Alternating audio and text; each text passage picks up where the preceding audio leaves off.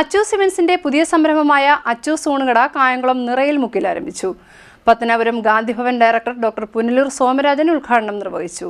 അച്ചൂസ് ഇവന്റ്സിന്റെ പുതിയ സംരംഭമായ അച്ചൂസ് ഊണുകട കായംകുളം നിറയിൽ മുക്കിന് സമീപം പ്രവർത്തനം ആരംഭിച്ചു. പത്തനാപുരം ഗാന്ധിഭവൻ ഡയറക്ടർ ഡോക്ടർ പുനലൂർ സോമരാജൻ ഉദ്ഘാടനം നിർവഹിച്ചു.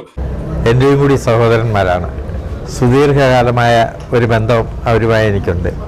എന്നെ അവരുമായി ബന്ധപ്പെടുത്തിയത് ഗാന്ധിഭവന്റെ പ്രിയപ്പെട്ട ഷമീറാണ്.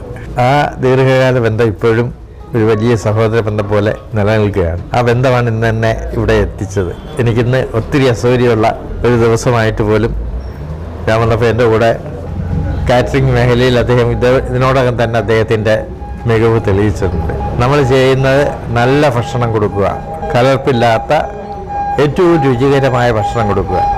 വിലയെപ്പറ്റി അധികം ചിന്തിക്കില്ല. പണ്ട് അങ്ങനെ അല്ലായിരുന്നു. ഏറ്റവും നല്ല ആഹാരം കിട്ടുന്ന ഇടത്തേക്ക് പോകും.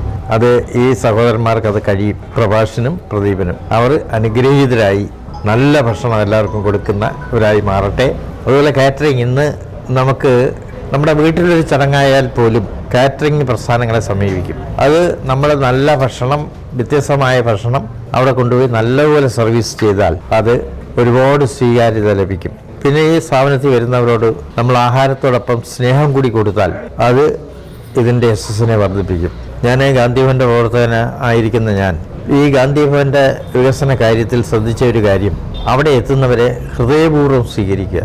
എൻ്റെ എല്ലാ സഹപ്രവർത്തകരും അതിവിടെയും പ്രായോഗികമാക്കുന്നുണ്ട്. കായംകുളത്തെ മുതുകുളത്തും ഹരിപ്പാട്ടും ഷമീർ അത് പ്രായോഗികമാക്കുന്നുണ്ട്. അപ്പം നമ്മൾ ഹൃദയപൂർവ്വം സ്വീകരിക്കുക, സ്നേഹത്തോടെ വിളമ്പിക്കൊടുക്കുക.